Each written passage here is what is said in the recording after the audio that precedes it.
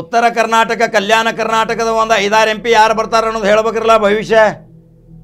ಯಾಕಂದ್ರೆ ಇದೇ 2023ರ ಕರ್ನಾಟಕ ರಾಜ್ಯದ ವಿಧಾನಸಭಾ ಚುನಾವಣೆಯಲ್ಲಿ ಯಾರು ಎಷ್ಟು ಸೀಟ್ ಗೆಲ್ತಾರ, ಯಾರು ಎಲ್ಲಿ ಗೆಲ್ತಾರ, ಯಾರು ಎಲ್ಲಿ ಸೋಲ್ತಾರ ಅನ್ನೋದು ಸಂಕ್ಷಿಪ್ತ ಮಾಹಿತಿ ಹೇಳಿದ್ನಿ. ಅದರ ಪ್ರಕಾರ 87 ಸೀಟ ಇದೇ ನಂಬರ್ 1 ಚಾನಲ್ ಭವಿಷ್ಯದ ಪ್ರಕಾರ ಎಲ್ಲವೂ ಸೀಟ್ಗಳು ಬಂದು ಅದರಾಗ ಒಂದು 10ರಿಂದ 12 ನಮ್ಮದು ಫೇಲ್ ಆಗಿರ್ಬೇಕಾದ್ರೆ 87 ಬಂದು ಲೆಕ್ಕ ಇಟ್ಕೋರಲ್ಲ.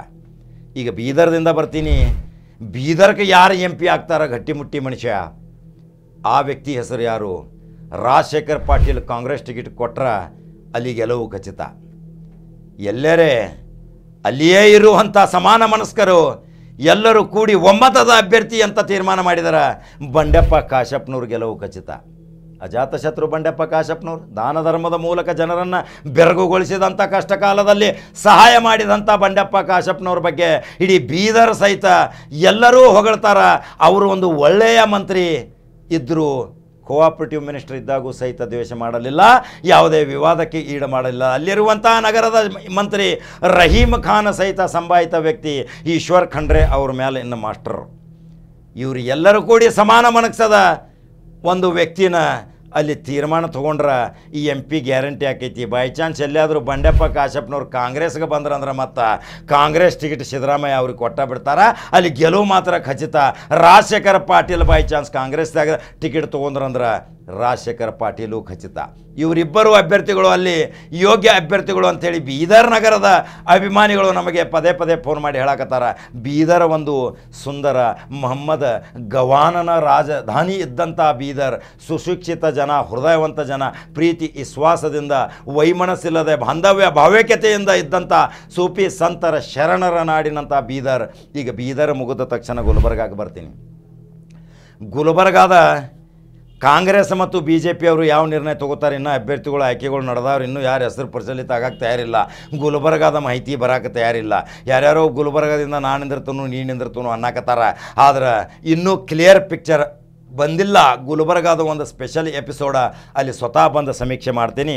ಇನ್ನು ವಿಜಯಪುರದಾಗೂ ಮೀಸಲು ಕ್ಷೇತ್ರ ಐತ್ರಿ. ವಿಜಯಪುರ ಮೀಸಲು ಕ್ಷೇತ್ರ ಅಲ್ಲಿ ನಿನ್ನೆ ಹುಟ್ಟಹಬ್ಬ ಆಚರಣೆ ಮಾಡಿಕೊಂಡಂಥ ನೀರಿನ ಹರಿಕಾರ MB ಪಾಟೀಲ್ ಮುಂದಿನ ಭಾವಿ ಮುಖ್ಯಮಂತ್ರಿ ಅಂತೇಳಿ ಘೋಷಣೆ ಜನ ಮಾಡಿದಂಥ ಅಭಿಮಾನಿಗಳ ಬಳಗ ಇದ್ದಂಥ MB ಪಾಟೀಲ್ ಯಾವ ನಿರ್ಣಯ ತಗೋತಾರ ಅದು ವಿಜಾಪುರದಿಂದ ಮೀಸಲು ಕ್ಷೇತ್ರದಿಂದ MP ಆಗಿ ಲೋಕಸಭೆಗೆ ಹೋಗ್ತಾರೆ. ಅದಕ್ಕೆ MB ಪಾಟೀಲ್ ಸಾಹೇಬರು ಅಂಕಿತ ಹಾಕಬೇಕ್ರಿ. MB ಪಾಟೀಲ್ ಏನು ಹೇಳ್ತಾರೆ ಅದು ಬ್ರಹ್ಮಲಿಪಿ. ಅಲ್ಲಿ MB ಪಾಟೀಲ್ ಅವರು ಯಾವ ಅಭ್ಯರ್ಥಿಗೆ ಸಪೋರ್ಟ್ ಮಾಡ್ತಾರ ಅವರೇ ಅಲ್ಲಿ ಈ MP ಆಗ್ತಾರ ಅನ್ನೋದು ಈ MB ಪಾಟೀಲರ ಕೊರಳಿಗೆ ಅದು ಮಾಲೆ. ಇನ್ನು ಬಾಗಲಕೋಟೆಗೆ ಬರ್ತಾನ್ರಿ. ಬಾಗಲಕೋಟದಾಗ ಈಗಾಗಲೇ MP ಅಂತೇಳಿ ಘೋಷಣೆ ಆಗೈತಿ. ಆಯ್ಕೆನೂ ಖಚಿತ. ಇನ್ನು ಲೀಡ್ ಬೆಟ್ಟಿಂಗ್ ನಡೆದೈತಿ. ಆ ಮಹಿಳೆಗೆ ಓಟ್ ಹಾಕಕ್ಕೆ ನಿಂತಾರೆ ಜನ. ಪ್ರತಿಯೊಂದು ಗ್ರಾಮೀಣ ಪ್ರದೇಶದಲ್ಲಿ ಕೇಳಿದರೂ ಸಹಿತ ವೀಣಾ ಕಾಶಪ್ಪನವ್ರ ಹೆಸರು ಮಾತ್ರ ಎಲ್ಲರೂ ಹೇಳಕತ್ತಾರ. ಆ ಏಕೈಕ ಮಹಿಳೆ ವೀಣಾ ಕಾಶಪ್ಪನವ್ರು ಲೋಕಸಭೆಗೆ ಪ್ರವೇಶ ಖಚಿತ ಮಾಡ್ತಾಳೆ. ಯಾಕಂದ್ರೆ ಅಲ್ಲಿ ವೀಣಾ ಕಾಶಪ್ಪನವರು ಜಿಲ್ಲಾ ಪಂಚಾಯತ್ ಅಧ್ಯಕ್ಷ ಇದ್ದಾಗ ಯಾವ ಸಾಮಾಜಿಕ ಚಟುವಟಿಕೆ ಮುಖಾಂತರ ಪ್ರತಿಯೊಂದು ಹಳ್ಳಿಗಳಲ್ಲಿ ನಿರಂತರ ಸಂಪರ್ಕ ಇಟ್ಟುಕೊಂಡು ಸಂಘ ಸಂಸ್ಥೆಗಳ ಜೊತೆ ನಿಕಟ ಸಂಪರ್ಕ ಇಟ್ಟುಕೊಂಡಂಥ ಆ ಮಹಿಳೆ ಅನೇಕ ಜಾತಿ ವಿಜಾತಿಗಳ ಜೊತೆ ಸಂಪರ್ಕ, ಎಲ್ಲ ಜಾತಿ ಧರ್ಮದವ್ರ ಜೊತೆ ಬೆರೆತಿರುವಂಥ ಈ ವೀಣಾ ಕಾಶಪ್ಪನವ್ರು MP ಆಗೋದು ಖಚಿತ.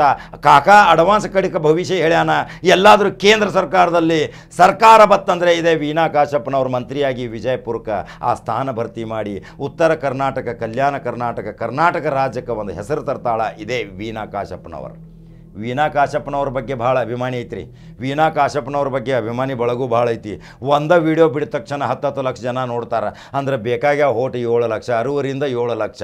ಈಗಾಗಲೇ 8 ಲಕ್ಷ ರಿಯೇಷನ್ ಆಗದಾಳ ಇದೇ ವೀಣಾ ಕಾಶಪ್ಪನವ್ರು ಅಂದಮೇಲೆ ಇನ್ನು ವಿರೋಧ ನಿತ್ತವ್ರ ಇನ್ನು 2 ಗಂಟೆ ಕಳ್ಕೊಳ್ಳುವಂಥ ಪರಿಸ್ಥಿತಿ ಬರ್ತೈತಿ. ಅಲ್ಲಿ ವೀಣಾ ಕಾಶಪ್ಪನವ್ರನ್ನ ಬಿಟ್ಟು ಯಾರ್ಯಾರೋ ಪೈಪೋಟಿ ಮಾಡಿದರೂ ಸಹಿತ ಅಲ್ಲಿ ವೀಣಾ ಕಾಶಪ್ಪನವ್ರ ಮೇಲೆ ಇಟ್ಟಂಥ ಪ್ರೀತಿ ವಿಶ್ವಾಸ ಬೇರೆದವ್ರ ಮೇಲೆ ಇಟ್ಟಿಲ್ಲ.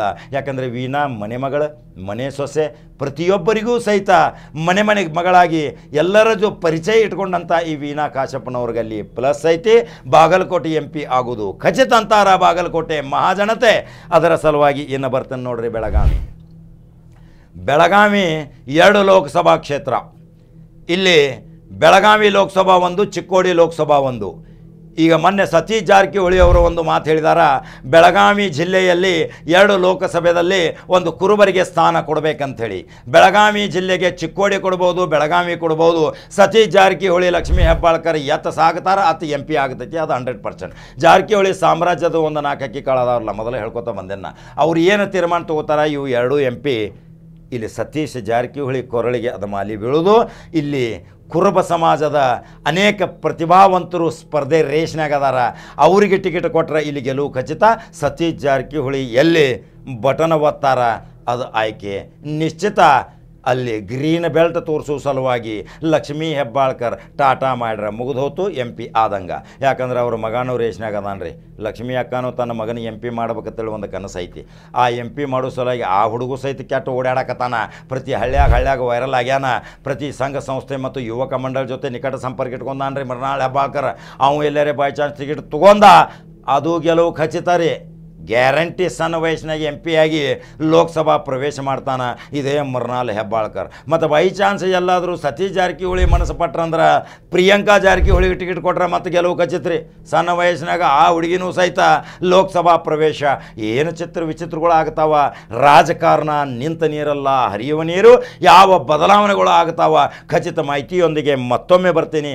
ಧಾರವಾಡಕ್ಕೆ ಹೋಗ್ತೀನಿ. ಧಾರವಾಡದಲ್ಲಿ ಪ್ರಹ್ಲಾದ್ ಜೋಶಿ ಸಾಹೇಬ್ರನ್ನ ಸೋಲಿಸೋ ಸಲುವಾಗಿ 9 ಕ್ಯಾಂಡಿಡೇಟ್ಗಳು ತಯಾರಾಗ್ಯಾರ. ಆ 9 ಕ್ಯಾಂಡಿಡೇಟ್ಗಳು ಹೆಸರು ಹೇಳಿದ್ದೀನಿ. ಅದರಾಗಿ 7 ಮಂದಿದ ಇಂಟರ್ವ್ಯೂ ತೊಗೊಂಡಿನಿ, 2 ನನಗೆ ಲಭ್ಯರಾಗಲಿಲ್ಲ.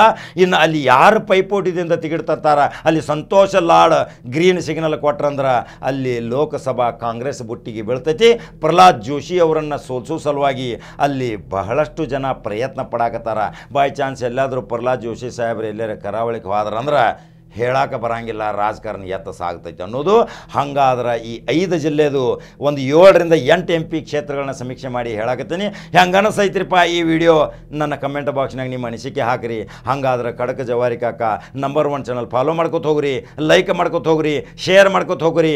ಪ್ರೀತಿ ಕೊಟ್ಟಿದ್ದೀರಿ, ಶಕ್ತಿ ಕೊಟ್ಟಿದ್ದೀರಿ, ಆಶೀರ್ವಾದ ಮಾಡಿದಿರಿ. ಮತ್ತೊಂದು ಸುದ್ದಿ ಹೋಗಿ ಬರ್ತೀನಿ ರೀ. ನಮಸ್ಕಾರ.